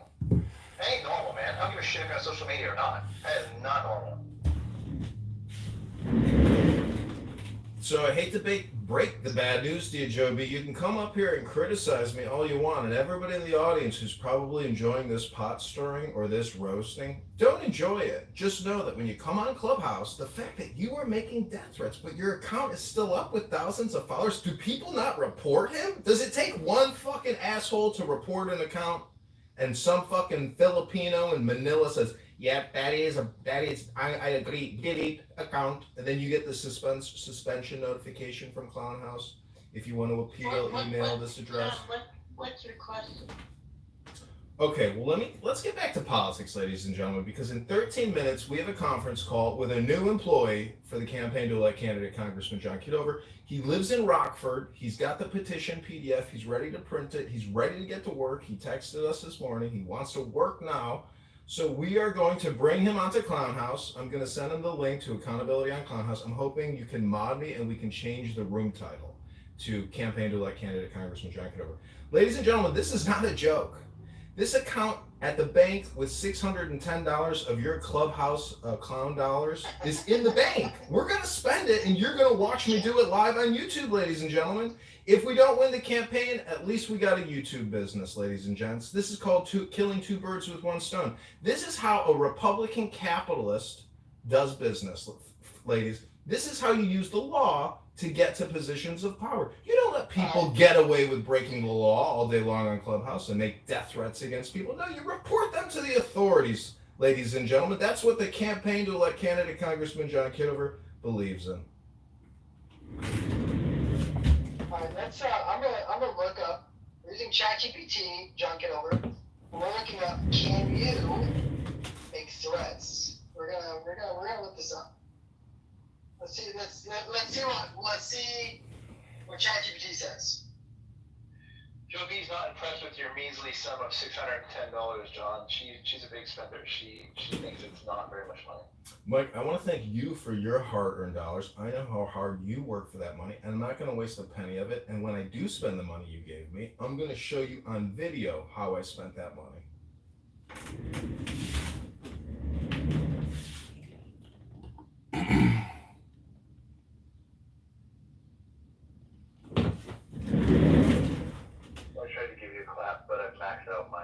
It shouldn't take videos. Okay, here it is, John. John's absolutely right. I don't know why Joe B's in the chat saying that they can't do this.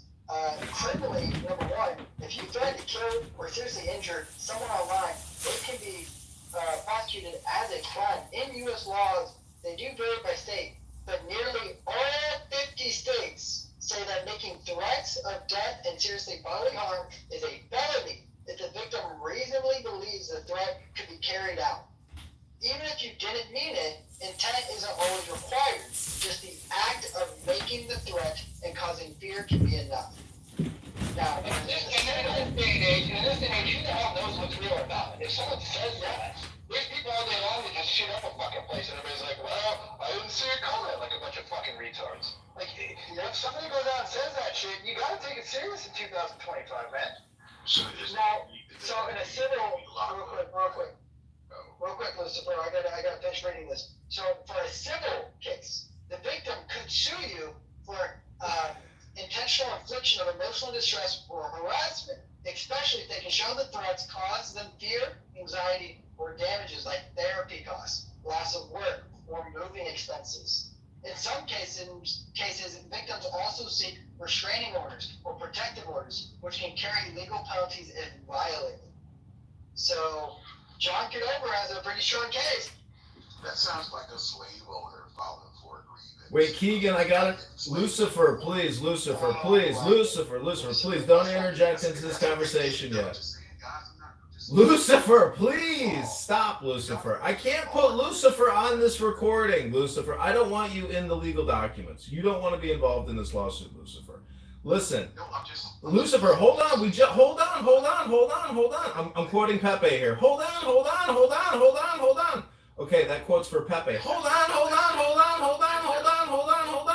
Okay, so we just got an email from the lawsuit suing Brad. Brad S. I won't mention his last name because we don't want to dox the man in my PTR. This is what they just wrote us. You're not going to believe this.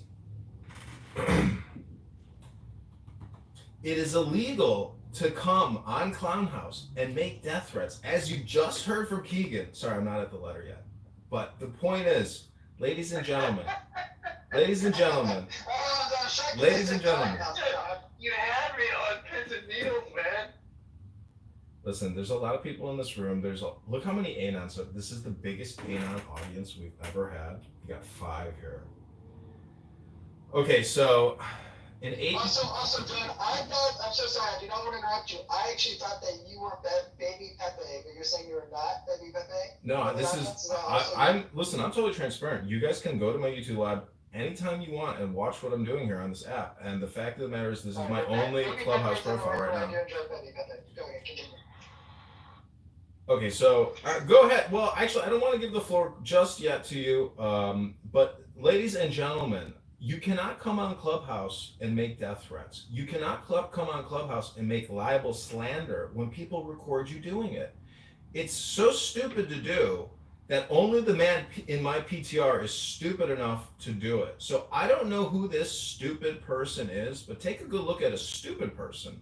If I were to create a Clubhouse dictionary under the letter S, this stupid person would be pictured right there in my PTR. His name is Brad S. We won't mention his last name. But the FBI and the Houston Police Department have been notified and have received audio recordings of Brad S. making death threats. Now, whether or not the government is going to take action and bring accountability, well, I hope at least the management team at Texas Children's Hospital enjoys the videos and recordings as well. They have been notified on X across multiple accounts tagged at the Texas Children's Hospital PR, the public relations. They know who he is. He's their claims manager. He works with insurance companies and sick children.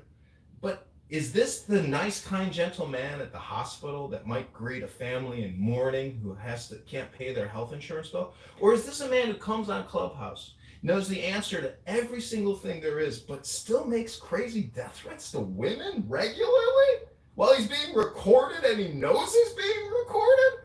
So, ladies and gentlemen, I don't know who this stupid person is, but if there was a Clubhouse dictionary with the letter S, this is where this stupid person would be. Well, you don't think it's for the person that's following the play that's showing their fragile ego. You don't think it exposes a fragile ego?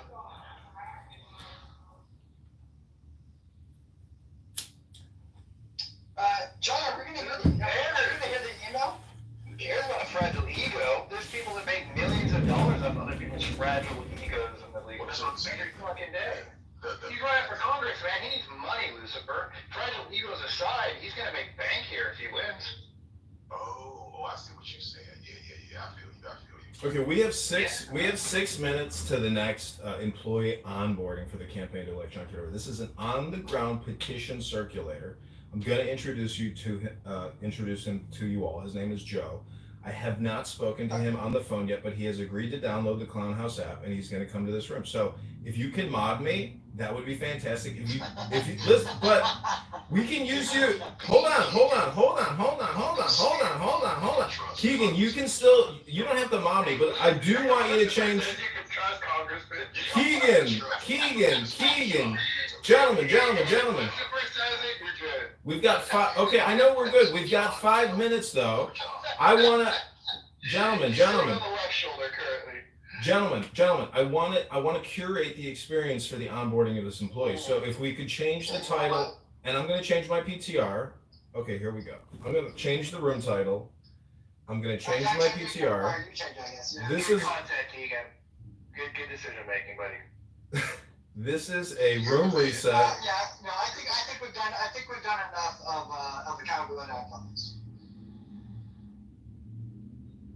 By the way, that's a beautiful picture, Keegan, of you and your dog. There's one more final thing I want to say about Brad S.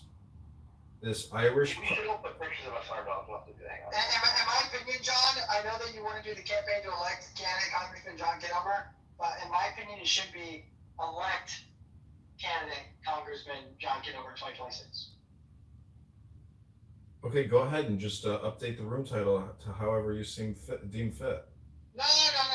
This is not your room, John. Well, see, the thing is, you, as a green bean, that means you essentially have the supermod privilege. It doesn't really matter to me. What I want to try to do here is make this a welcoming and comfortable experience as a new onboarding experience for this, for Joe. So the whole point is to depolarize from the gossip and the drama swirling that happens on this app. And then I just want to say one more thing about Brad S. and this controversy that you've been listening to. Look at my PTR. I just updated it. That is a private video which has been recorded with a major broadcast network, and they went bananas because we did it live and they didn't know I was recording myself do the interview. So yesterday they demanded that I make the video private or delete it. So I made it private, but in the chat you can watch a video which has been put to private on legal demand and notice from a major broadcasting network. Then the final thing is in my PTR you can see my Army active duty badge as a second lieutenant with a top secret SCI security clearance, and that badge I still have it. Anyways, The whole point Is is, that picture of you, John? You're a good-looking guy, man. yeah, that's when I was a second lieutenant at Fort Huachuca, Arizona, on the Mexican border. I want to tell you a border crossing story. So one day, I see these two Hispanic gentlemen with straw in their hair, dusty as could be. They look like Marty McFly, you know, with their life preserver jackets on. And I was like, ¿qué pasa? You know? And they're like, necesito agua, necesito agua. They were like dying in the desert in these mountains that I was hiking in on Fort Huachuca, Arizona. So I walked them back to our hotel and I give them some bottles of water and some pretzels. And sure enough, they were illegal border crossers who happened to walk onto a U.S. Army top secret military facility through a mountain range. And, you know, so I don't know what happened to those Hispanics. You know, I didn't want to ruin their life because to me, they weren't carrying drugs. They nearly died. I was like, I don't want to ruin their day, man. I'm not calling the cops on these guys. That would be some bad karma. So I hate to admit, as a candidate congressman, that I may have released two illegal alien Mexicans who nearly died in the mountains into Arizona. I just wanted to admit that to everybody. What a story. I like it too. Hey, Keegan, we share a golden doodle, man. Mine's a lot bigger. Oh, okay, fair enough. Yeah. He took the two back to his hotel and gave them pretzels and water. John Kitover. Vote for John. He's a cheap-ass congressman. Okay. Pretzels and water. Would you call that a sanctuary apartment, John? These guys were so close to death. And you know how stupid I was? I thought maybe they were from Spain and not Mexico, and they were soldiers that we were training.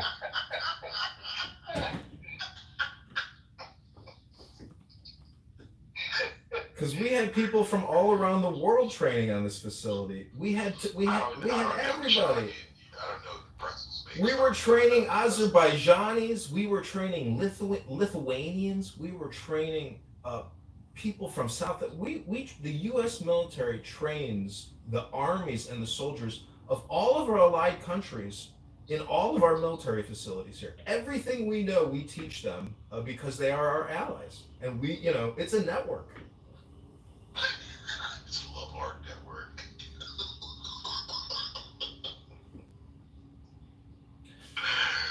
Now, John, it is 2 o'clock. Are we getting a campaign call? We are. I'm going to send him the link now. His name is Joe. I've never spoken to him. Please, everybody, practice all decorum and be polite.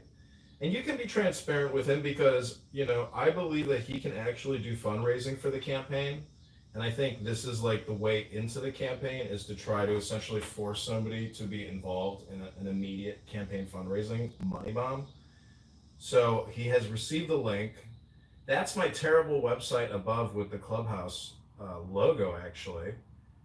And you can go to the blog section, and then the first post, there's a link to the antidote. And I can post that as well. But if you do want to donate to this campaign, the money will be spent live. I will film a lot of these people doing circulation petitions, and I'll have them send in videos, come into Clubhouse rooms, post on X. Like, that's part of the job. They're also like a digital campaign content creator. So if you can't do the job, you can't do the job. But this is what we're asking people to do. And this guy said he wants to work now. So any man. Now, John, I don't want to cut you off, but so does he know if he has to be here at 2, or is this like at 2:15, or like? No, he knows. Right now is what I'm saying. No, he knows. He's got the link. If he shows up, listen, this is what our last text messages are. But is he late? Is my question. So right now he's late. No, give the guy 5 minutes, for God's sakes. He just got the message. He just got the text. You got to give him 5 minutes. I was always told that if you're on time, you're late. If you're 5 minutes early, you're on time. This is a show. This is a show over here, Keegan. I'm the one doing the production over here. Yeah, Keegan. Is this a racist thing? Is that what you're saying? Not at all. I'm just making the claim that this individual has already shown me a lack of No, Keegan, this type of attitude I do not want in this room. You need positive vibrations with this young man. Please. Keegan, you're gonna kick from your own room. Yeah, Keegan, the whole point of this is a freshman in college or a fresh, private in the Army. This is somebody coming into the campaign who has no idea that there's this entire, backdrop to the campaign, but he can help fundraise right now. Listen, I hate to quote Kanye West in Keegan's room, but I want to quote Kanye West because I went to a Kanye West concert, and my friend I bought a CD, and in the dust jacket, I'll never forget the most insane quote I ever read by Kanye West. He said, "If you can't be used, you are useless." You're that skill. If you can't be used, you're useless. That's a direct quote from a dust jacket in a Kanye West album.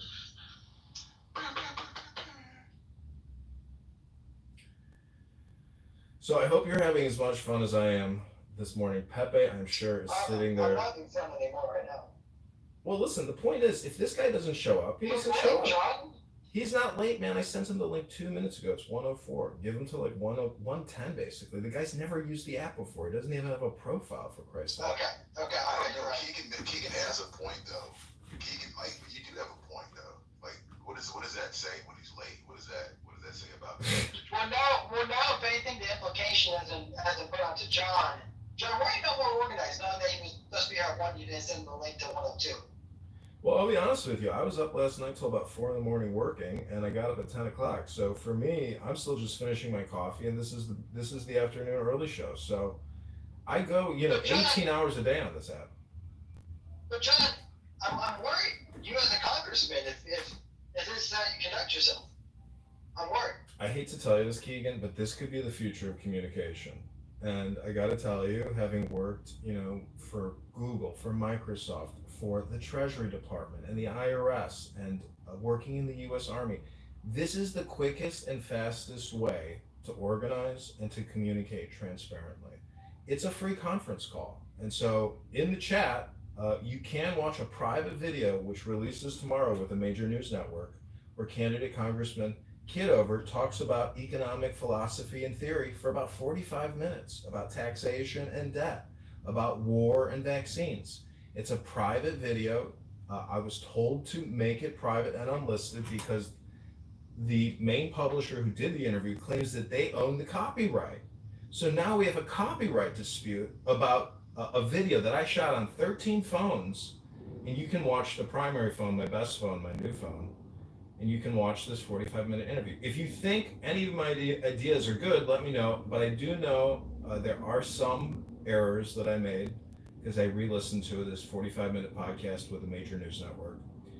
I may have said billions and not trillions, meaning that if we cut Medicare, Medicaid, we cut it by $1 trillion, not by 1 to 2 billion. I think I made a numbers mistake there in a segment. So anyways, I hope you're all enjoying this.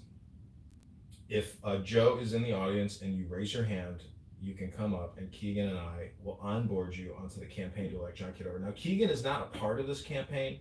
He's merely decided to co-host this event. This is as if he was doing a signature petition, a luncheon or breakfast or dinner. He's hosting us. He's just the host. He's not involved in the campaign. He merely contributed his time to helping organize this conference call with you here in the audience right now. So thank you for being here. Go to johnforcongress.com. Look at my website and look at all the towns. Peckins. Have you ever heard of Peckins, Illinois? Have you ever heard of Bloomington, Normal, Illinois, Peoria, or Rockford, Illinois? This is a sliver of Trump country in the heart of Illinois. There are a lot of Republicans there. 85%, 95% people vote Republican. You should see the other guy running for Republican governor now. Keegan, you're not going to believe what the other Republican candidate looks like. It's to me, he could fucking win. What's his name? He's got a very complicated name. I think he's, either on the spectrum or he is an artist or a farmer. And just like, I think he's a legit, See, the thing is, you're gonna have to judge by yourself because I don't want to be cruel to his fashion style because I think they're very artistic photos. Anyways, you'll see. Maybe I inspired him to run. Are Probably. you putting as your PTR, or are you going to give us his name? I'm gonna have to Google this one. Oh wait, I can just Google my name and he shows up. So it's on ballotpedia.org. This is I wonder if ballotpedia.org. if you Google his name, does your name show up? Because that'd be, that'd be not good if everyone can Google you and he shows up. That's not good for your campaign. Oh no, it's good. This is all good. I see, Keegan, I don't believe in censorship. I want to get to know people. I want to really look at what they post online. I want to know what they think about. I want to know who they're connected to. I want to know everything about everybody. So the point is, his name is Garth Gouletti. Keegan Brand, that's just his open the room. Okay. That might be a response room to the campaign to elect candidate Congressman John Kitover. But David, thank you very little, as usual. Yeah. We're gonna do this big kick 'em. Go ahead, David. Tell us how to kick somebody. Oh, David got kicked. Who would have guessed? Okay, so. No, I didn't kick him. You kicked him? Don't kick him. I didn't kick him. He left, or he moved. He moved himself to the audience. Don't kick anyone, John. I didn't kick anybody, because I think David adds spice to the show. So, anyways, let me pin the link to this guy Garth Gouletti. If people in the audience would like to contact him and try to invite him to Clubhouse, please do so. His name is Garth Gouletti. Yes, this is what we need. An official political debate between two candidates. I agree. Wow. I agree. I've been trying to get Scott Kent Jones. Wow, this individual. Look at those photos. What's the name of that movie with where he does the dance? Well, what about Darren LaHood? And that's the only other Republican. There's 3 Republicans running here, John. I know. Look how many Democrats are running now. A lot of Democrats, actually. That's kind of shocking. What's going on there? Has a Democrat won the seat before?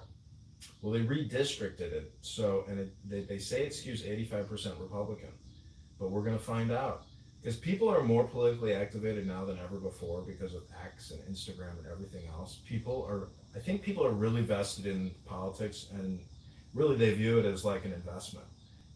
When I voted Trump, that's an investment.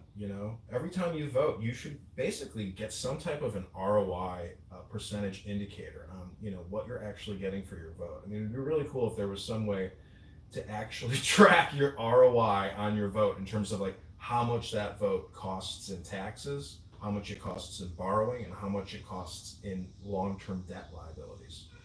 Like if you were to determine how much your vote actually costs you, it would be wild. You could track it all. You can, there's ways to just look at GDP over 25 years or 50 years. Grok lets you do all kinds of amazing calculations. And part of this campaign is I have to put together policy papers or position statements. And I've done so many already on Grok, but they're not really organized. So I don't know. I'm probably going to create a new website soon.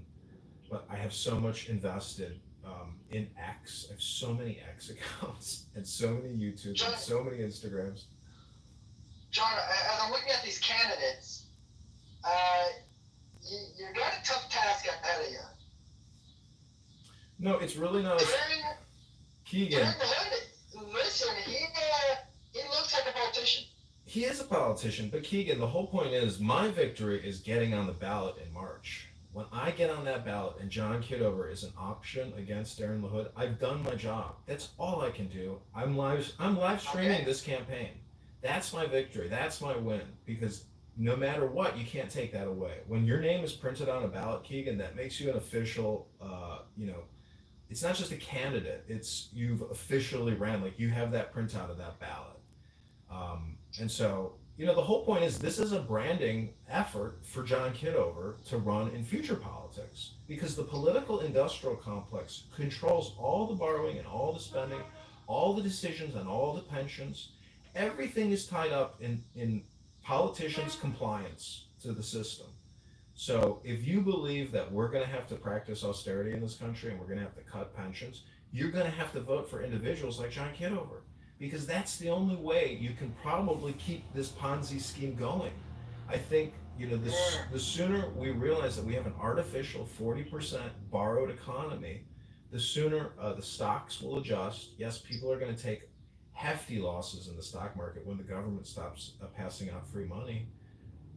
Aetna, United Healthcare, Blue Cross Blue Shield, they're going to lay off thousands and their stocks are going to plummet 50%. But the market's going to correct. Joe, when do we start worrying about this campaign fundraiser? He's not going to show. He could be a no-show. When do we start worrying about it? Let me see if he texted us back. Oh, he didn't text us back. I'm going to text him now. No. Are you available? See, this is the thing is, I guess I am kind of wasting your time with my show, but No, I don't believe you were, and I don't think that was your intention at all. So I want to give you again, I don't know if I can post the link again, but I hope you watch this private interview, because I don't even want to leave the house until this video goes public. And I don't want to upset the publisher, even though he kind of like insulted me afterwards because I didn't respond fast enough on X to him in the comments. There's chat or email on X, and I don't look at it. And so he like called me out on one of my X accounts as like saying, he actually said that you should read what he wrote. It was very insulting after I did this 45-minute interview with him. But I will give him a lot of credit. He let me speak. Like, he didn't interrupt me. Like, he asked me a question and he let me go, for a good couple minutes. I don't know how I come off. I haven't watched the whole thing. And also the camera angle's kind of bad because I was looking at the Zoom conference call and my primary phone wasn't angled that well, but I filmed it on 13 phones. You can hear the police driving by my house hour after hour after hour. Oh, crime is down 38%? Really? Why are the police constantly flying down the streets to crises in the South Side? Please tell me why.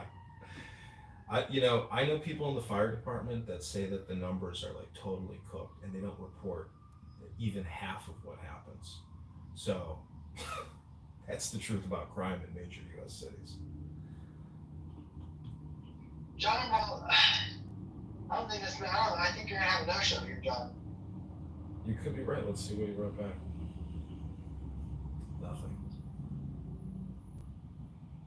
I'm afraid, John. I'm afraid we have a no-show on our hands. Very sad. The momentum is strong, though, John. Truly, I believe it is strong. So what is the requirements to get on the ballot? It's like 675 signatures. How many? Where are you at right now? And are they required to be in your district? Yeah, they got to be registered voters in the 16th district, and so there's a way to look them up on the spot. So have you done some door knocking? Have you door knocking yet? You giving out pamphlets? So what's cool about X is you can ask Rock, hey, identify 25 voters in Rockford, Illinois, that would consider voting for candidate Congressman John Kitover. It gives you back the 25 profiles. So we message every single one of those 25 profiles by hand and ask them if they want to sign the petition. And if they do, we send them a DocuSign via email. They digitally sign, and we have one petition for every signature. So it's going to be a huge fucking binder because it could be 1-to-1 for like 300. So that's the most annoying thing is every single page has to be notarized. The compliance with ballot access is so laborious and ridiculous and expensive to do that unless you are extremely well organized, and it is very difficult to get on the ballot. And the challenge and review process. I don't want to interrupt you here, John. I remember actually my mother ran for state representatives when I was a child. She did not win. She did get 40% of the vote, which I was very proud of. Wow. In the primary, which is running in the primary. Very, very proud of her trying it out. But I do remember as a little kid going door knocking, she was utilizing her children as being cute little representatives. And we would go knocking. It was Keegan Twain, I think it was, I don't know what year it was, but freaking knocking on doors, will you elect Mom Keegan? And, wow. So you and Marshall Rankin Stankin do have something in common. No, did he do that as well? Yeah, Marshall Rankin Stankin from Texas, the fake ass Republican. He claims he knocks on thousands of doors. Meanwhile, he can barely walk. That was against my will. Listen, Marshall Rankin Stankin has been one of the biggest annoying thorns in my side. He knows my voice, so if I try to change my voice, he goes, "That's Admiral Keckham." I cannot get past through the Marshall detector system. I have not been able to fool Marshall yet with like a prank call. Somehow he always knows it's me. So we're going to text one more individual who responded to the Craigslist ad right now, and I'll see if that person is available to Well, John, I'm going to take over the room. I do have to go, but good luck. Okay, thank you, Keegan. Thank you for hosting. Okay, we're going to see. Here we go. Hi, are you available? I hope you guys don't mind, but I would like to force every single person who works on this campaign to come through Clubhouse. Is that, wrong of me to do? I don't think it is. I think it should be a requirement. Because if you can't figure out how to come on Clubhouse and join this room, you're going to have a challenge getting signatures. And I got to tell you, people who respond to Craigslist ads, God bless them, they didn't go to Harvard Law, okay? Let's just put it that way. So a lot of people got a lot of difficulties in their life, a lot of anxieties and complexities. And not everybody can join a Clubhouse room if you ask them to. Some people don't respond. There's a lot of spam, so it's like you can't waste a lot of time. I know that I'm gonna have to do the heavy lifting on these signatures like I did before. I had great people that helped me, but we were 60 signatures short last time.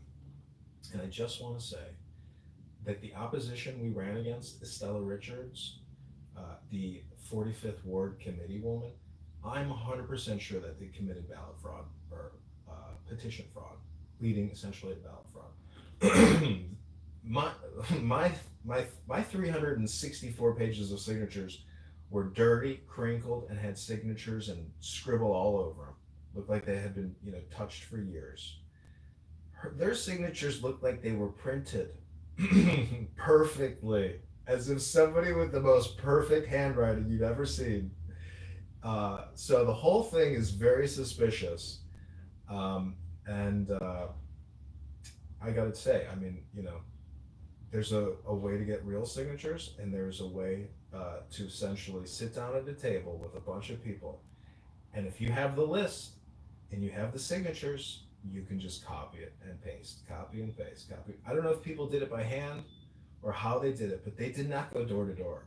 They did not go door to door. So the question is, how did they get 20 pages of perfect petitions? Very suspicious. But you're not allowed to cross-examine the witness. You're not allowed to practice and carry out the Constitution. So this is how politics works. Anyways, if you click that YouTube link above, ladies and gentlemen, I know this room is coming to an end, that you can watch a private one-on-one podcast interview with candidate Congressman John Kitover before the main footage is released this Friday. I hope you all enjoy. Now, I'm wondering if he's going to edit my clips and put out segments of 10-second snippets. He claims that he has the copyright, but I also claim that I have the copyright as I filmed it on 13 different phones. So this is going to be a very interesting experience and experiment to see how they clip me, if he clips me. And he claims it's his business, and I claim it's my business, and I claim it's part of the campaign. And he's claiming that his copyright supersedes the campaign's copyright, things like that. And we had no agreement, no negotiations. It would be like Trump sitting down to 60 Minutes to do an interview without having any kind of preconditions or contract in place prior, to Q&A and to recording and to final cut, all those things. So I don't have to explain all this stupid stuff to you. I'm sure you can all deduce this yourselves. Okay, This is a clip from yesterday. I don't know if you can hear Big it. Beautiful Bill Act gives the Fortune 500 $500 billion a year in tax credits. That's all future tax liabilities for you. It's transferring it from the Fortune 500 to we the people. That's not why you're voting for Darren LaHood, is it? I hope it's not. Because if you are, you're voting for your own demise. We're giving ourselves away. The Declaration of Independence says they are eating out our substance. And in my opinion, Darren LaHood is eating out the substance of America and the people in the 16th district. And Illinois politics is so corrupt and the people are so sleazy. It's taking a grassroots effort of a guy in Jefferson Park in the northwest side of Chicago to say no more borrowing and spending. You talked about cuts. There are two you mentioned that I was specifically interested in. Cuts Medicare, Medicaid. So that's a clip. That's the kind of Q&A it was. I mean, he let me, it's not like a clubhouse room where you get interrupted every second. Like, this guy let me speak. He knew that he was there to film.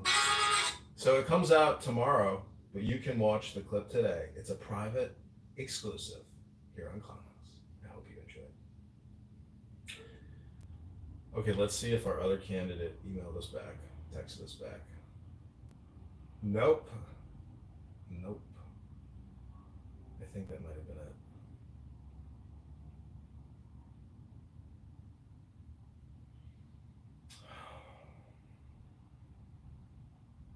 Yeah. I know I'm going to have to do this myself. But I have people locally that I can drive up there with me that I can compensate who would do a fantastic job. And really sincerely, but I do need to call her and him. Except the thing is, I don't want to have to drive back, and I don't want to spend a night in a hotel room with these people. That's part of the problem with the campaign. It's like going on a work trip with somebody, and we're not going to stay in that same hotel room. I'm sorry, but I'm not sleeping in a hotel room with you.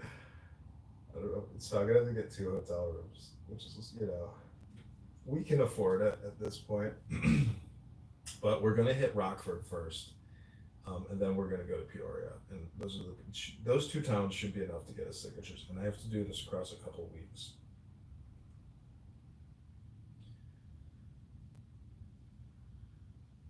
I'd like to look at all the chat messages. You know what? I need to also get a new Clubhouse Anonymous account, because this is my only current Clubhouse account. So I need to go to reaction rooms. I'm gonna have to do that probably. See, this is how I need to spend my time, and I need to find people to get me signatures on the street. Okay, so we're gonna create a new Clubhouse Anonymous Live. I'm gonna change the title. I don't know, we'll just let this one sit for a minute. It's too much work right now. All right. Which phone am I going to put it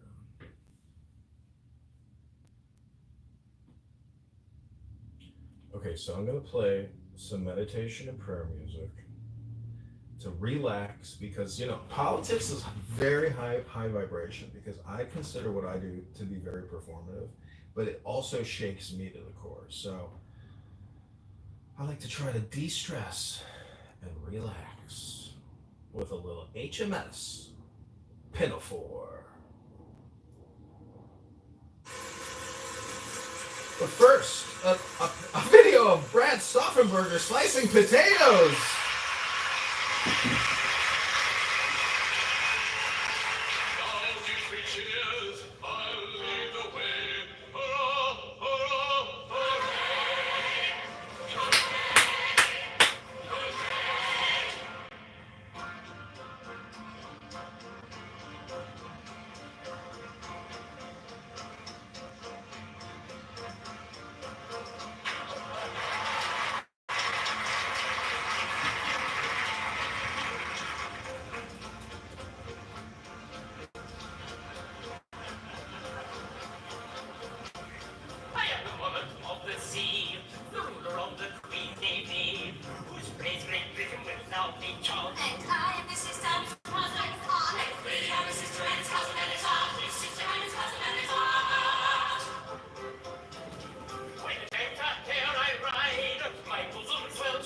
Okay, I'm gonna pause this because I think it could probably trigger a copyright warning. But I think that would be a really funny way to roast Brad Stauffenberger by playing the HMS Pinafore soundtrack and dedicating it to him and management at Children's Texas Hospital.